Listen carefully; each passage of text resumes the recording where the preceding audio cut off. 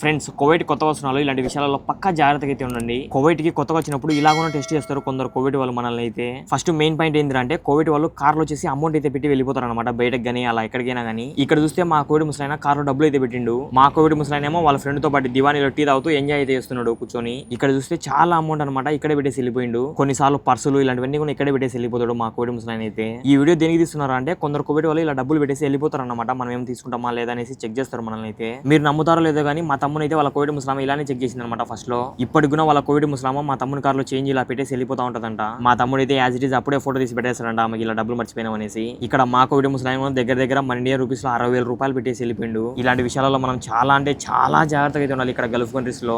నన్నైతే మా కోవిడ్ ముసలాయన ఒకసారి చెక్ చేయలేలా, ఎందుకంటే కార్లో నేనే పెట్టి డబ్బులు మర్చిపోతా ఉంటా మా కోవిడ్ ముసలాయన కన్నా ముందు. ఒక్కోసారి పర్సు కూడా మర్చిపోతాను నేనైతే. మా కోవిడ్ ముసలాయన పోయి వచ్చి ఎక్కడికైనా కార్లో పర్సు ఉంది అని చెప్తాడు నాకే. మీరైతే మెయిన్ గా కోవిడ్ కొత్త వస్తున్న వాళ్ళు ఇలాంటి విషయాలలో చాలా అంటే చాలా జాగ్రత్తగా అయితే ఉండండి అబ్బా. మెయిన్ గా ఒక తప్పు పని కావచ్చు, ఒక మోసం కావచ్చు, ఒకటి ఏదైనా కావచ్చు అనమాట, కర్మ అంటూ పక్క అయితే ఉంటది ఇలాంటి విషయాలలో. చాలా అంటే చాలా జాగ్రత్తగా ఉండండి అబ్బా ఇలాంటి విషయాలలో. ఓకే, అండ్ అలానే మన వీడియో నచ్చితే ప్లీజ్ తప్పకుండా లైక్ అండ్ సబ్స్క్రైబ్ చేసుకోండి అబ్బా. ఓకే.